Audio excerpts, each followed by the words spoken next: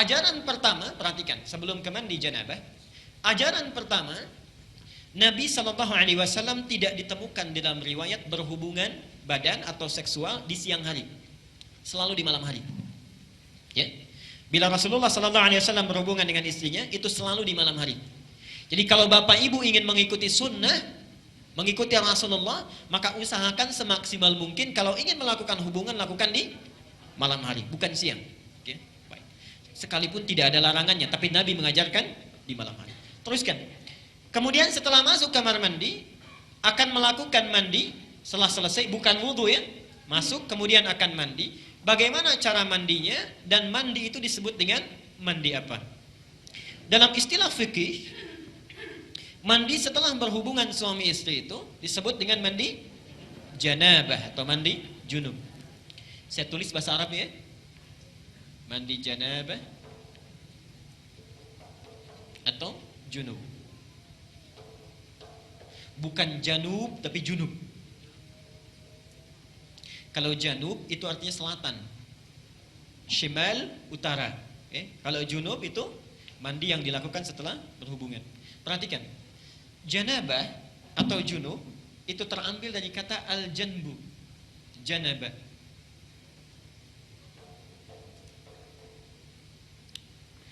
Yang berarti sisi, satu bagian atau pinggir tertentu. Sisi, satu bagian atau pinggir tertentu. Karena itu orang Arab kalau mengatakan saya di satu sisi, kamu di sisi yang lain. Ana fi hadzal janib wa anta fi janibin akhar. Jelas ya? Satu bagian tertentu. Kalau ini ingin dijamakkan, maka jamaknya menjadi junub atau jawanib. Jelas ya? Sifatnya disebut dengan janabah. Jelas sampai sini? Baik. Kenapa mandi itu disebut dengan mandi janabah? Beda dengan mandi yang biasa. Ingin memberi kesan bahwa dalam mandi itu semua sisi, semua bagian yang ada dalam tubuh kita itu mesti tersapu dengan air. Jelas ya? Jadi bukan seperti mandi biasa yang mungkin sebagian ada yang tidak terbasuh. Disebut dengan janabah, semua sisinya mesti terbasuh. Tulis hadisnya. Aisyah, hadis Al-Bukhari, nomor hadis 248. Hadis Al-Bukhari, nomor hadis 248. Al-Bukhari 248. Muslim, nomor hadis 316. Saya ajarkan caranya bagaimana Nabi mengajarkannya. Ini hadis riwayat Aisyah. Nanti yang kedua dari Maimunah binti Al-Harith. Mohon Bapak ya, Ibu fokus di sini. Barangkali sudah puluhan tahun ada yang keliru kita.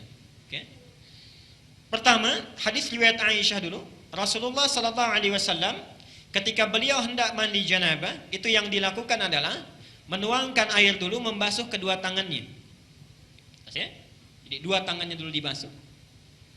Kemudian setelah itu, ini gambaran umumnya, beliau berwudu seperti wudunya untuk sholat.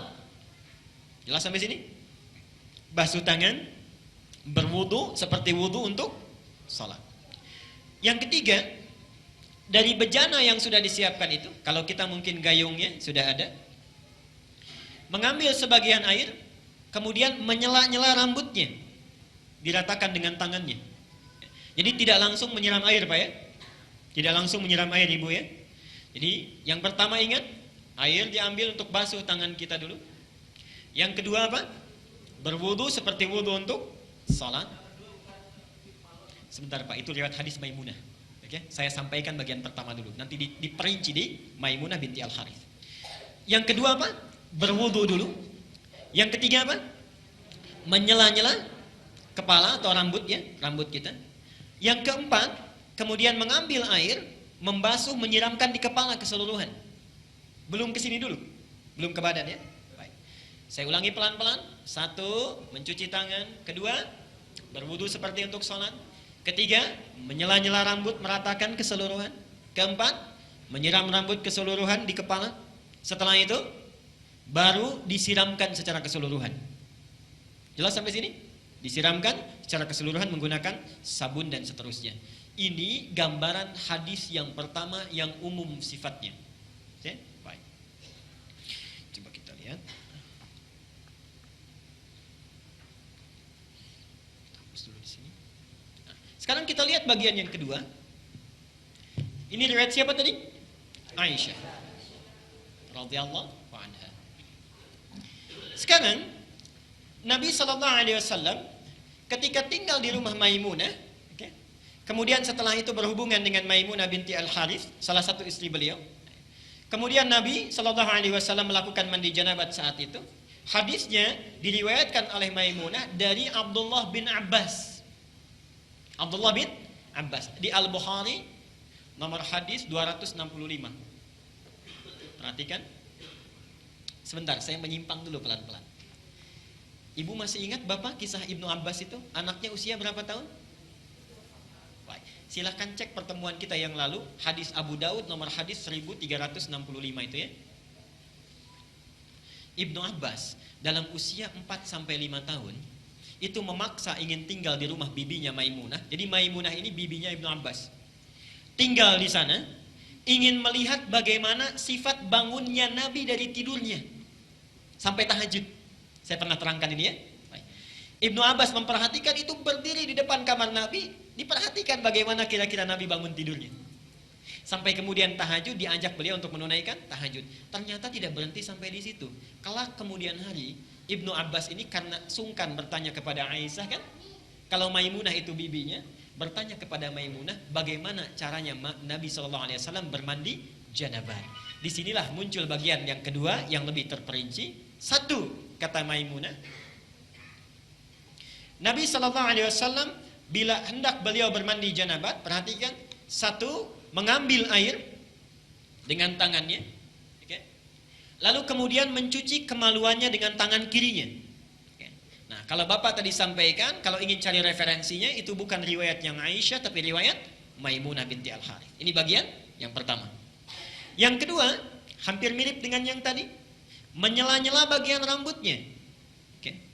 Bagi perempuan, ada dua cara, boleh diikat, dikepang, karena Maimunah itu juga pernah diikat, dikepang, langsung bertanya pada Rasulullah, ya Rasulullah, apakah saat mandi perlu aku uraikan rambutku? Kata Rasulullah, tidak perlu, cukup kamu guyur semuanya itu, dan bila telah merata, sah mandimu. Jelas ya? Baik. Kemudian setelah diratakan, lebih baik kemudian bisa diuraikan. Setelah itu selesai, kemudian diguyur, selesai sampai sini, baru kemudian berwudu seperti wudu layaknya sholat. Tapi kaki belum dibasuh. Kaki belum dibasuh. Saya ulangi. Ambil air, basuh kemaluan dengan tangan apa? Kiri. Setelah itu menyela-nyela kepala. Setelah itu ambil air, kan? Basuh, baik siram. Berwudu seperti layaknya wudu. Akan sholat, tapi kaki kita belum dibasuh. Jadi cuma sampai telinga ya. Baik. Setelah itu siramkan secara keseluruhan. Terakhir setelah selesai baru cuci kaki. Jelas sampai sini? Nah, ini bisa ditemukan di Al-Bukhari nomor hadis 265. Nah, dari sinilah kemudian ulama menggabungkan kedua hadis ini, dibuatlah susunan yang lebih lengkap. Pas ya? Baik, jadi dari yang pertama kalau kita gabungkan dua hadis ini, pertama mengambil air, cuci tangan dulu, riwayat Aisyahnya.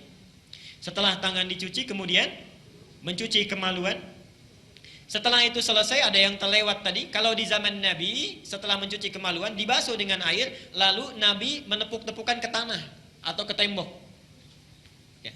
Itu maksudnya menghilangkan barangkali sebagian kuman-kuman yang masih menempel. Sifat tanah kan bisa menghilangkan, karena dulu belum ada sabun seperti sekarang.